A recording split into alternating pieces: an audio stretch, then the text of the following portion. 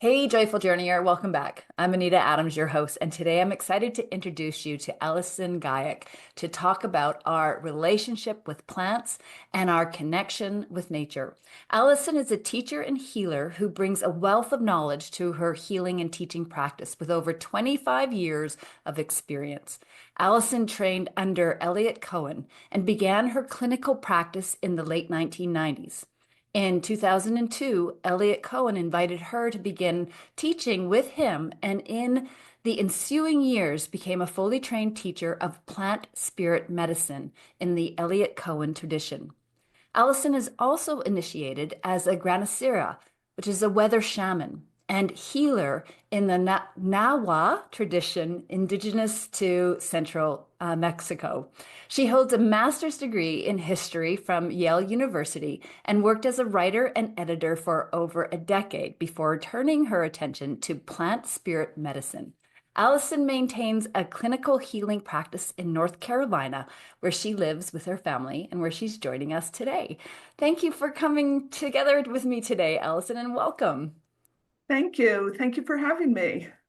This is so great. Allison and I connected, and just I felt like I was connecting with a a kindred spirit with the work that she does and her passion for nature. And it's just so exciting to meet you and then to have you on our show. So thank you again for being here. I want Thank to you. I want to start by asking you what inspired you to pivot in your professional world and turn your attention to plant spirit medicine. Actually, that's a great story. At least I think it is. I thought there might be something. Yeah. I was I was in my mid-30s and I was pregnant with my first and only child. And I had decided I was going to take some time off. And so when my son was born, he was actually a very poor sleeper. And so whenever he slept for the first couple months, I slept. And I was just kind of delighted to rejoice in that newborn energy and, the birth of life and, watching him change and grow. But during one of those times when he was nursing, I read this magazine article, and I think it was in Yoga Journal or New Age or one of the journals that's not around anymore. And it was about this man, and his name was Eliot Cowan, and he was working with plants. And I don't really have a background with plants. I mean, I was interested in herbs when I was a teenager, and I was interested in healing, but it never really went anywhere. But when I read this article, I thought I have to do this. And it was, kind of surprising to me. But I finished the article, I put it down, I probably took a nap, and I promptly forgot about it. So I was very sleep deprived. But you know, but then a few days later, I walked into our local, it was called Wellspring, our local health food store, and they had this big book section. And for some reason, I had my son in the cart, and I typically would go around a certain way because I knew where everything was, to put in my cart and get out as quickly as possible. But for some reason, I just went right to the book section. And I looked up, it was like 3 stories, and I looked up and there was this book sticking out. And I said, I wonder what that book is. So I went up and I looked at it, and it was Plant Spirit Medicine. And I thought, oh, that's for me. And without a thought, I just grabbed it, put it in my cart, did my shopping, and went home. And so the next day, well, actually, that night, I stayed up and read the entire book. And it's not that long of a book, but given my sleep deprivation, it was kind of a big feat. And I wrote away to Elliot and I Was he said, the I'm author interested, of that book? the author of the book, Okay. Elliot Cowan. Wow, very interesting. And he had an address in the back, and I said, I'm interested in your courses. Well, it took about 3 months or so, and all of a sudden, in the mail, I get this mimeograph form with all these cockeyed addresses, and and it's like, well, this is where I'm teaching. And I currently live in North Carolina, and one place was in Vermont, I believe, and one place was in there was a class starting in Virginia. So I called that lady first and I said, hey, do you have any openings? And she said, we're completely full. And I said, well, the course is a year away. Could I be on a waiting list? She said, absolutely not. No one's going to drop out. And so I was like, okay. So I called the woman in New Hampshire and we talked a lot. I said I had a young son, would it be okay to have him in the course? Would that be disruptive? Should I bring someone along? And all of a sudden she said, where are you from? And I said, well, Chapel Hill, North Carolina. And she said, you're the second person who's called me from North Carolina today. Would you like to organize a class there? You're kidding. Okay. And I said, well, she said, don't worry about it. I'll have Eliot Cowan call you. Yeah. So sure enough, about, I don't know, a few days later, phone rang. I picked up the phone. Said, hi, this is Eliot Cowan. I understand you want to organize a class. And I said, well, I'm not really sure. And, so we talked about it. And in the middle of the conversation, I said, I just have to ask, you don't know me at all. Why would you want me to organize a class for you? And he said, I just have a really good feeling about it. So he said, why don't you think about it and call me back? So I hung up and I thought, oh my gosh, this is a no-brainer. I mean, I have childcare, I can organize it where I live. The local community would be interested. And so ultimately I got back in touch with him and we agreed and I started a course here. So That's so fabulous. I literally have goosebumps all over my body. To me, that story is a beautiful example of being divinely guided, and just following what I like to call the spiritual breadcrumbs from, that first article that you read that you're like, oh, I want to do this. And you got that intuitive hit. This is for me. And then being in the grocery store and that book sticking out and grabbing it and being by the same author. It's just so fabulous. So fabulous. What a great story. Thank you so much for sharing yeah, that. you're welcome. I like to say that they called me. So, and I just listened. Yeah. Yeah. Well, that's it, isn't it? Listening. Yeah. Really listening and picking up on the cues, the signs, the evidence, and the evidence is that spark of joy, of excitement, or something that's lit up inside you. We need to learn to pay attention to those indicators more because they are leading us to where we are meant to be. And as I say that, I just feel like I got goosebumps all over. I So love it. cool. Awesome. Thanks so much for sharing that story. So I noticed on the website plantspiritmedicine.org, it states that there is an alarming imbalance between humans and the natural world. I'm curious if you can share what you think accounts for this imbalance today.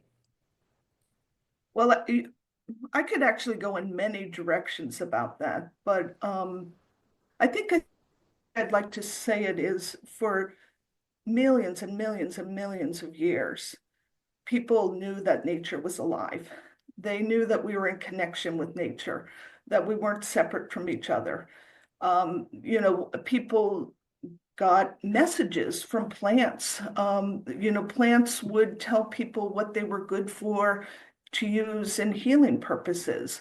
So there was just this connection and this relationship, I guess you would say, with nature. And there's some indigenous cultures who still practice that heavily today, and they'll talk about that. But I think for most of the Western world, we've been trained that we're separate from nature. And we've been taught since we were little that we could actually overcome nature, that we were independent. And so the focus really in most Western education, I'm not going to say all, but in a lot of it, is to increase or to I don't know what the right word is. I'm drawing a blank, but kind of grow our mental state. So we learn more. So and there isn't always a lot talked about feeling or connection or heart or relationship. And so I think that the more that we've grown away from the connection of nature, there is a growing imbalance because anything can be justified. Or, if we think we're separate from nature, then whatever we do obviously wouldn't really affect nature. Does that make any sense? Yeah, it does. I hear what you're saying, and and I think it's a big part of our problem in the world today on a grand scale of this separate idea of everything. Like we need to really embrace this wholeness, this completeness, this oneness with each other and with nature. So yeah, Exactly. yeah. Exactly. So I want to ask you, what does a spiritual connection to nature mean to you? As I think it means different things for different people. Well, it does mean different things for different people. So the way that I look at it is, let's just take a plant or a tree um, well, I think that every living thing has a body, a mind, and a spirit. Hmm. So, and the reason I would say they have a spirit is because we feel something different with, the way that we react to a rose and the way we might react to, oh, I don't know, a fuchsia plant is different. We get a different feeling from them, or a dandelion and, chickweed. We get different feelings from plants. So there's something there that has essence to it. And we call that spirit. And and the mind of the plant is more about, what it needs to grow. It's kind of the blueprint it was given, when the seed blossomed. And of course, the body of the plant, we all know the body of the plant. And that's what's used in a lot of herbal traditions. They use the body of the plant to make teas or tinctures. Um, so, uh, so I guess the spirit is the thing that we feel. It's the thing that we connect to. It's the essence. It's what gives that plant something special. It's what makes the oak tree different from the maple tree, or the willow tree different from horsetail, or whatever plant you can think of. So that's what we would call the spirit of the plant. Yeah, that's beautiful. And I've felt that. I feel every time I'm in a different environment, natural environment, there's a different feeling that comes with each experience. So, and I love thinking of that as the spirit of nature, the spirit. And can you think of it as the whole and as the individual? Absolutely. Okay. Absolutely. When we go into like how plants can help us and how they can bring us into balance, it's because of the very thing you're talking about, is the macro and the micro are really the same.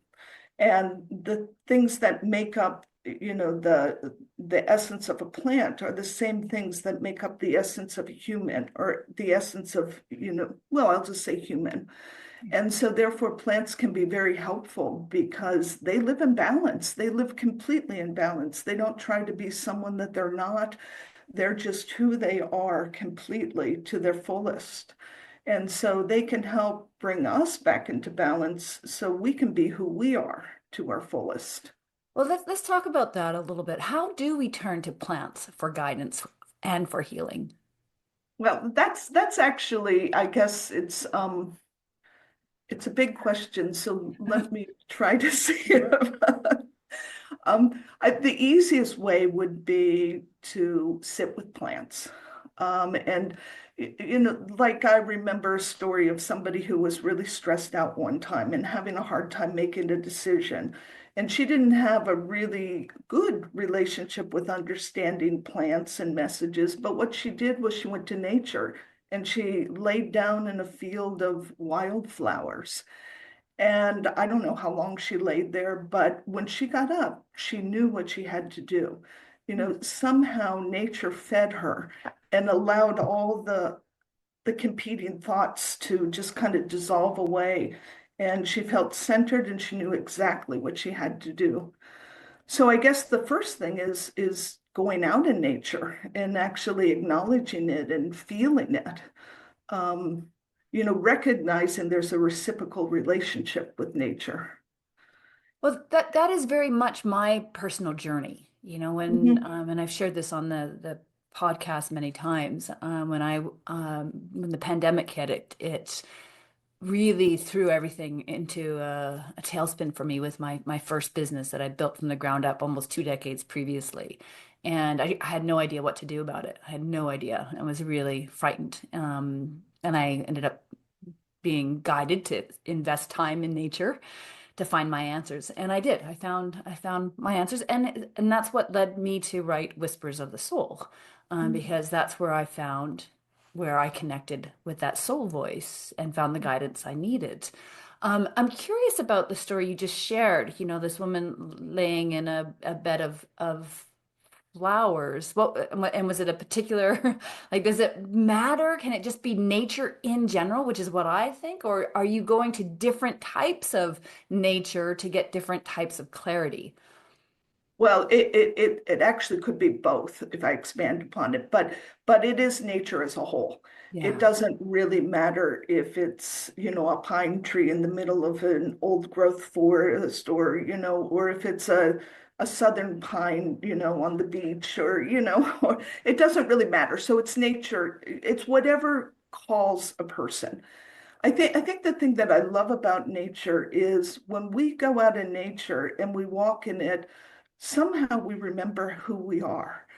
And there's something that touches us, even if we don't acknowledge it, and it helps us remember who we are. And it doesn't matter what part of nature that is.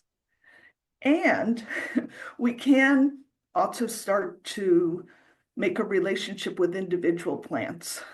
We can make a relationship with the pine tree or with the willow tree or with the maple tree or the oak tree and or different flowers or plants.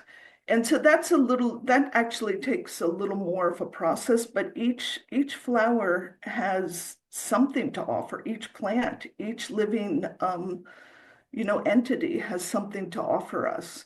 And so at that point, I think that you would use that more for if you were doing healing work and you needed to find out which plant would be the best to bring a person back into balance. But I think if a person just wanted to build a relationship and start to hear their own soul voice, as you say, then going out in nature in general would be helpful. Yeah. You said a moment ago that it's part of a remembering process, remembering who we are. And that's what I really believe too. It's going back almost to like our ancestral roots, isn't it? To really connect with nature, and remember Yeah, who we are and what our relationship is with nature. Oh. yeah. Um, what are we as a society experiencing, suffering from, or struggling with that makes us need to look back to history and reflect on our ancestral human relationship with plants? Well, I think what we're missing is we're missing, well, again, this is how I would say it, but we're missing that connection, that soul relationship, that spirit. We're missing the essence of what infuses all of us and makes us all alive. I mean, there's an old saying that says you can have a body and a mind, but if you only have a body and a mind, you just have a computer. But if you have a body and a mind and a spirit, then you have a full functioning human being. So we have a whole lot of things that enhance our minds or feed our minds or feed our physical bodies, if we get out. But we don't have that much that feeds our spirits and our soul. Mm. And that comes from relationship and connection. And it comes, with humans and with plants and with all of life. So I'm sorry, but I forgot your initial question. Well, I guess I'm wanting to know what's missing in our world today that is causing us to, and I think there is a growing awareness that we need to connect with nature. What is driving that? I think it's the cry of the soul. The I cry. think it's I Hmm. think it's the spirit not getting fed. Yeah. And somehow we know that, there's an unprecedented amount of anxiety and depression and disconnection in the world today. So they're looking for something. Right. You've used the word connection multiple times throughout this, and I really think that that's key. Connection to other humans and Mhm. connection to our natural world. It's not one or the other. It's both. And I think Right. when we can build a connection with nature, for me, I found confidence in myself with that building that connection with nature, which has actually facilitated more connection with humans and deeper connections with humans. Like, 'cause I feel like I'm finding myself, my truth, so I can be comfortable in my skin and connect with others. And it does feel like that's what has to happen first. Like for me, anyways, that's what had to Yes. happen first. That deep connection with nature to find and love who I am. That's what actually happened from my connection with nature is finding a love for self, which enabled me to have a deeper connection with other humans. Yeah. Yeah, I think that's true. And for people, so I also have a healing practice. And so when people come into the healing practice, it's exactly for that. I mean, they may have this symptom or that symptom, or be looking for this or looking for that. But what the plants do is bring a person back to balance so that they can feel comfortable with themselves, so they can have what they need so that they can connect with others. But unless we have that peace that you're describing, or, that connection with ourselves, it's very hard to do it Mhm. with others. So, what can we learn from our ancestors and indigenous communities that got it right, that really connected more with nature? And how can we apply those lessons to our lives today? A great question. I think they got relationship right. I think they understand the principles of how the world works, like the reciprocal nature of things, or the value of relationship. I think that they believe that everything is alive, therefore they treat everything with respect. Mm. So I think they believe that everything's in flow and will change. And so they I think it's understanding the principles. Does that make any sense? Yeah, it does. And I guess that's what is different from today's society, isn't it? And our world view of nature today. Yeah. You know, we've got, and I think you mentioned it at the beginning, although I don't think you used the word conquer nature, but that's almost like the attitude towards nature in many ways, is that we Mhm. want to conquer nature, overcome nature, as opposed to really connect and flow with nature. Yeah. Yeah. Yeah, it was like when I was initiated as a Granny Sarah in the Nawa tradition, I was not expecting that at all. I was just sent to see this man and he said, "Oh, well, did you know that you're actually part of this tradition? I can see it in your soul." And I was like, "Well, no." But one of the things that he said very early on is we were fast approaching a time when the people would lose connection with the weather or lose connection with nature. And when we lose that relationship and that connection, that's where extreme storms are going to happen. That's where because we think that we're separate from it all. And so he said the antidote to all that is for people to make relationship with the weather, to and that's a big question of how to do that. That was my next question. Yeah.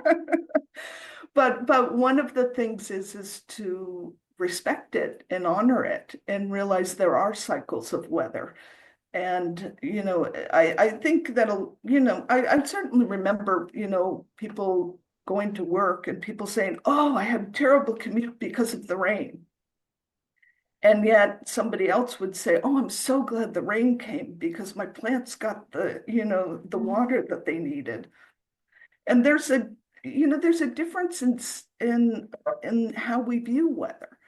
So that's a really good question. I find that I could go in so many directions here, but I think just sitting with the weather and appreciating it, no matter what it is, can help us build a relationship with the weather. And that's such a simple thing to do. We are almost programmed to naturally complain about the weather.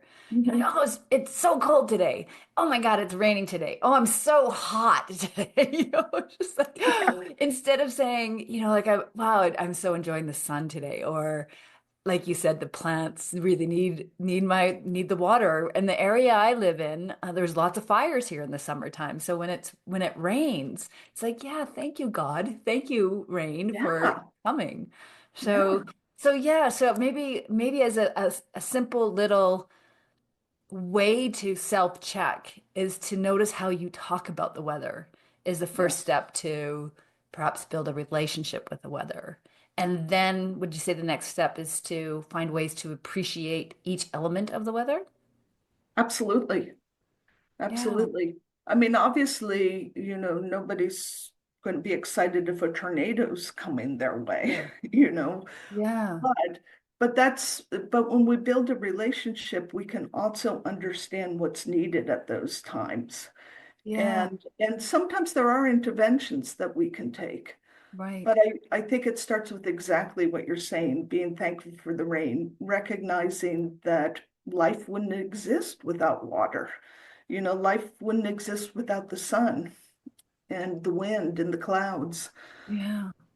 So And maybe marvel at what is possible with the weather. Like you don't have to appreciate a tornado other than you can appreciate the power it wields, right? exactly, No. exactly. I mean, yes, anybody who's been confronted with the power of nature, whether it's in water in a tidal wave or, just a big wave or weather trumps us. Yeah. It's got amazing power. Yeah, it really does. One of the things I love doing is going to the west coast of Vancouver Island, where the waves there, how they just crash onto the rocks, and I just marvel at the energy and the strength and the beauty and the destructive power of the ocean. And I love it. I love it. It just brings me to life when I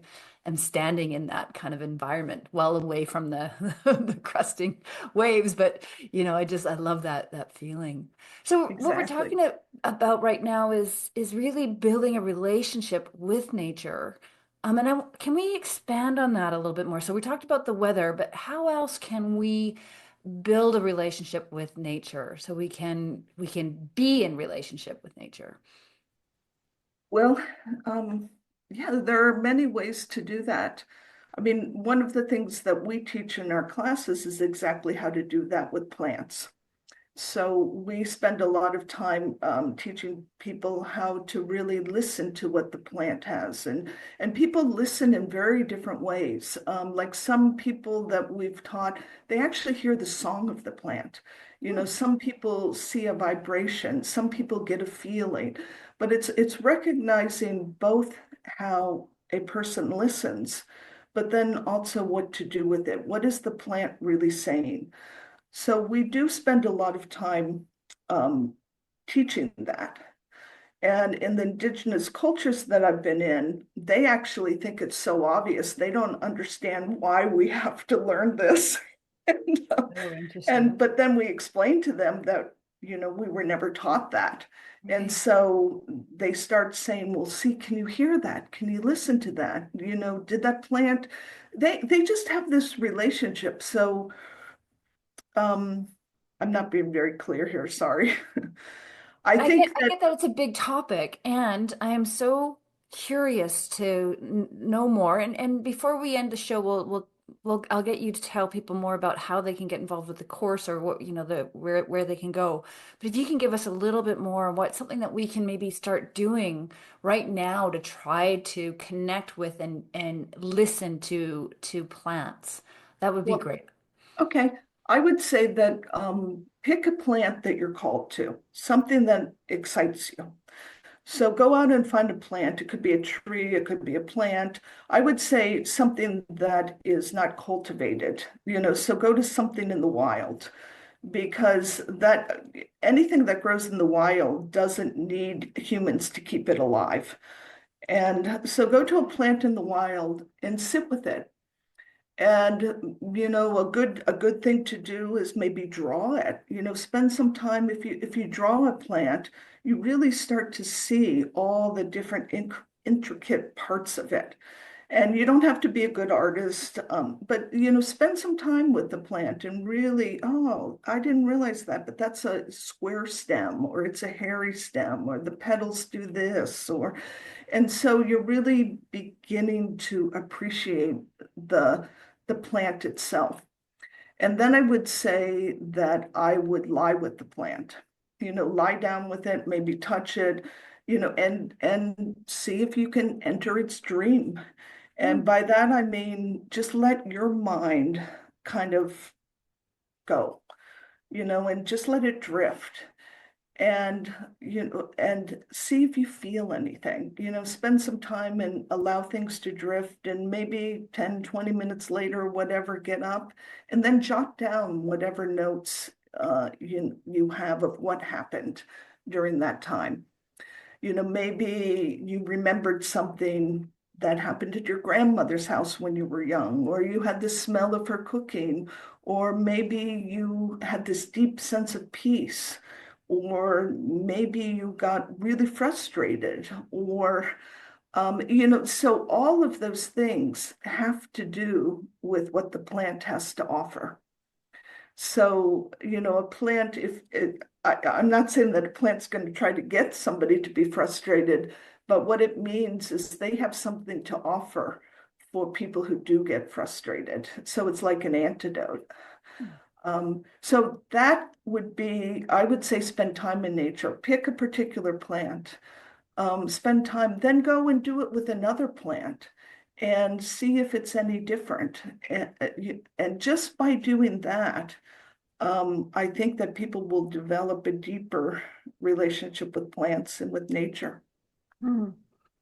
Do you have to be intuitive, do you think, to be able to do this exercise with success? Or do you think anybody I don't can? think, oh, sorry.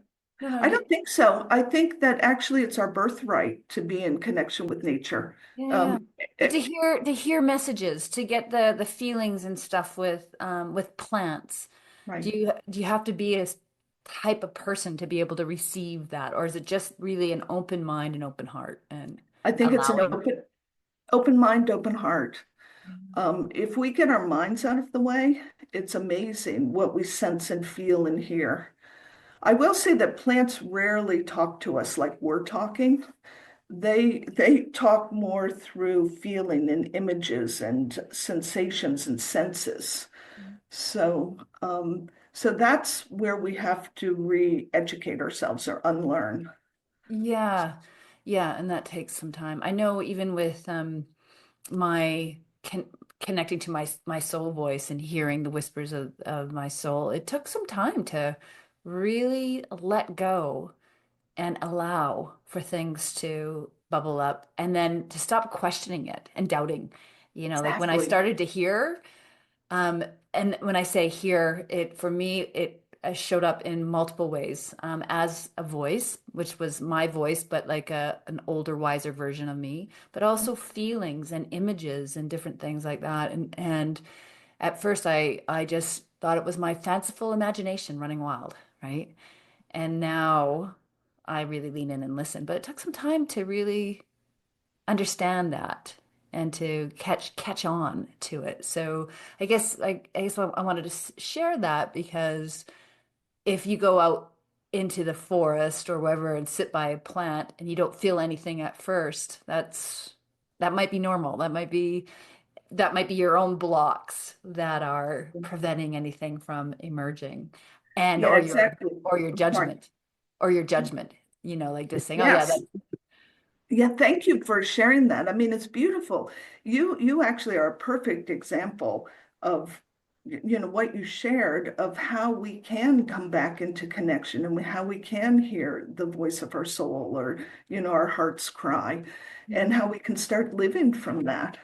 So I think that what you have to offer is exactly what people need.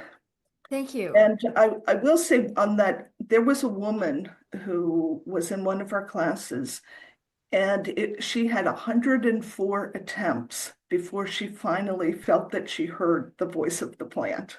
And so, I think most of us might think that 2 attempts was enough. I mean, she just kept with it.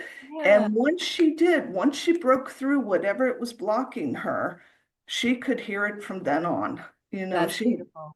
And do you know how she was hearing? Was she hearing a voice or did it come to her in other ways? I think it came to her in other ways. Right. I think it's mostly some people do hear the songs, but I think most people describe images and feelings and sensations, Right. and they just know. It's like this knowing that bubbles up. Yeah, I get that. That's beautiful. Um, Allison, tell us a little bit about the online course, Growing Awareness of Nature. Okay. The online course, during COVID, we had to rethink everything and see if it was possible to do anything online. So the online course, we actually went around and we interviewed indigenous healers from different parts of the world and asked them about their relationship with plants. And then we talk about the seasonal energy of the plants, and how to make a relationship with plants. So it actually goes into great detail of how a person can hear the message of the plant or hear the voice of the plant. And I think it's 12 parts. And so each one is a half an hour to 40 minutes. And so you'll do part one and go on to each of the sessions. We do provide some homework. And what I think is one of the most amazing things about the course is we interview these elders from different traditions who have never met each other. They live on different continents. They, practice in a completely different way, but they ultimately all say the same thing about what plants have to offer, the aliveness of nature. And for that reason, I think the course is wonderful. It's like presenting a worldview that has been lost. Mm. And then it also does teach people how to make a connection with plants and hear their messages. Can you share an example of how the course has transformed somebody's life? I know somebody who took the course, and she said that it has changed her whole relationship with plants and with how she sees the world. And so she's, started growing a garden. She started growing plants. She started making tinctures because that's her thing. Mm. But the way she interacts with the plants and the permission that she asks and how she works with them, both in growing and harvesting, and it's completely changed. So instead of looking at them as just an object to fulfill her needs. Mhm. She relates to them as living beings who are going to give their essence to people to help them. Yeah. And I know from my time in nature and in working in the garden, how it has transformed me in just being a calmer, kinder, more gentle human being and feeling more confident. I mentioned that earlier. There's a confidence that has grown in me since I've started my daily nature walks. And that it has been extremely transformative, the time that I've invested in building a relationship with nature and building a relationship with with myself. And I can't speak more highly of this simple thing to do, just be in nature. Um, so Yeah, and so I there, love that. I tend to forget the simple things and highlight them, but of course, I mean, thank you for saying that. That's of course what happens. We, feel more patient and calm and centered, and life just works better. It's like our quality of life has improved. It's even that if the flow circum, you mentioned earlier, where we become in flow with yes, our environment and things just seem easier. And I also, for me, um, I shifted with my desires. Like life is more simple. And I feel like I need less to be happy as well. yeah, Yeah. yeah. Awesome. There's definitely a saying that the reason we have so much consumerism is because we're trying to fill the need of our soul, but actually what we're looking for is connection in other ways. Yeah. And when we have that, we need less. Yeah, that's exactly it. Yeah. So, Beautiful. I understand you have a gift to offer our listeners. Can you tell us a little bit about that? oh, you mean a gift of the plants? And Yeah, yeah, I understood that we can there's some kind of a download that people can go to your website and then have something that they can learn more absolutely. or yeah. Absolutely. Each season, if you go to plantspiritmedicine.org, each season there's a seasonal exploration. So if you sign up for it, you'll get an email that will help you explore the season. And so, not only, it's every season is completely different. Like we're in the season of winter here. And that's a time of germination. It's a time where the seeds are all underground and all this creation is happening, but we don't see any of it. It just looks like everything's fallow and bare and, the leaves are stripped down. And so what is offered on the website will help you get more to explore that in many, many different ways. And then when spring comes, that's the season where there's that great push and everything pushes itself out. And it takes so much energy for those seeds to push themselves through the earth and actually sprout. And so that's why we call spring the season of growth. Uh, and so there will be something to explore that more fully. And then for summer, it's the season of fruition, so everything grows to their prime and the sun is strong and hot. And, so we'll explore that. And then there's the harvest, because we view that there's 5 seasons. So there's the season of the harvest, where obviously we know what that's about. And then the season of fall, where everything falls away. And it seems like, things are dying off, but actually that's an essential part of nature because the seeds are fertilizing the earth so that the cycle can happen again. And so when we're talking about the macrocosm and the microcosm, I would say that actually those seasonal energies are happening in us all the time. Something is, we're thinking about something, some creative project, and all of a sudden it springs forth and then it comes, into bloom. And then at some point that falls away. There's the harvest and it falls away and another thing, pops up. So all those cycles are happening in us, all the time. I've got a question about that. Should we be mirroring the cycles during the actual seasons as well? For instance, right now, should it be about maybe going inward and taking care of self and nurturing ideas, but not trying to push them forward until the springtime? Well, it's definitely helpful. 4 o'clock, 4 p.m. winter is a completely different time than 4 p.m. in the summer. So 4 p.m. in the summer, everything's just getting started, and there's hours of daylight left. But 4 p.m. in the winter, yes, everything is ready to go, to sleep. The sun's setting.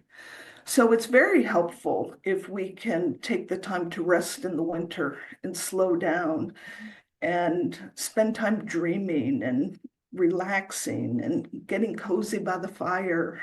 So Yeah. I'm so glad we're having this conversation because I often feel guilty about that. like that, because I'm a doer, and I feel like I need to perform and constantly, and I have to constantly remind myself to slow down. And I'm feeling that need right now more than ever. Is just all I want to do is sit by the fire and read my book and just have a nice cup of tea and not worry about it. And that's what I feel very called to do right now. And hearing you is a reminder that I need to listen to that. I feel like that's my internal guidance. And but it's really hard for me to stop being busy. Well, you're right in sync, so I would definitely listen to it Yeah, because you never yeah. know what's going to come out of it too. I mean, if we take the time to do that when the spring comes, you know, you, Yeah, we can allow things to really flourish when we give yeah, ourselves that time to regenerate. Oh, sure. awesome. Allison, thank you so much for your time today. It was beautiful, beautiful insights and wisdom that you shared. And we'll make sure that we include the link to the website, and then where people can get their uh, add their email address and get these downloads so that they can really learn to connect with the seasons and understand the seasons better. And if you're, listening Joyful Journey, and any of this resonates with you, please do check out the course that they have. It sounds amazing and a great way to really grow your awareness of nature and reconnect with nature when there's so much learning. And I understand you can do that on your own time, right? It's not like you have to, Mhm. right? So it's Yeah, self-guided, self-guided. yeah. Awesome. All right. Well, thank you again, Allison, and thank you, Joyful Journeyer, for tuning in, and we'll catch you next time. Bye for now. Thank you. Bye.